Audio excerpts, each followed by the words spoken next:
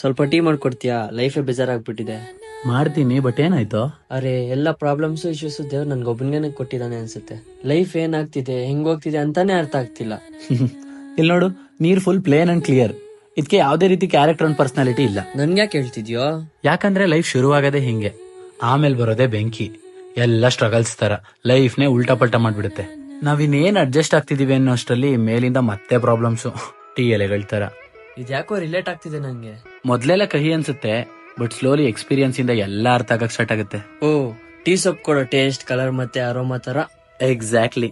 Next ಬರೋದೇ ಖುಷಿ ಮತ್ತೆ ಹ್ಯಾಪಿ ಮೂಮೆಂಟ್ಸ್, ಸಕ್ಕರೆ ತರ. ಇದರಿಂದ ಕಹಿ ಇನ್ನೂ ಕಮ್ಮಿ ಆಗುತ್ತೆ. ಅಲ್ವೋ, ಮೋಟಿವೇಶನ್ ಎಲ್ಲ ಯಾವಾಗ ಕಲ್ತ್ಕೊಂಡ್ಯೋ? ಫೋಕಸ್.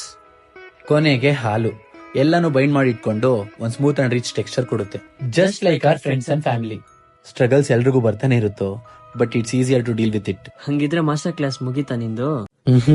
ಸೋಸ್ಬೇಕಲ್ಲ. ಪಾಸ್ಟ್ ಟ್ರಾಮಾಸ್, ಗಿಲ್ಟ್ಸ್, ಅನ್ರಿಸಾಲ್ವ್ಡ್ ಎಮೋಷನ್ಸ್ ಇನ್ನು ತುಂಬಾ ತಲೆಲೋಡ್ತಾ ಇರೋದನ್ನ ಟೀ ಸೊಪ್ಪಿನ ತರ ಹೊರಗಾಕೋದು ಇಂಪಾರ್ಟೆಂಟ್. ಆವಾಗ್ಲೇ ಟೀನ ಪೂರ್ತಿಯಾಗಿ ಎಂಜಾಯ್ ಮಾಡಬಹುದು. ಟೇಸ್ಟೇ ಇಲ್ಲ ಇವತ್ತು.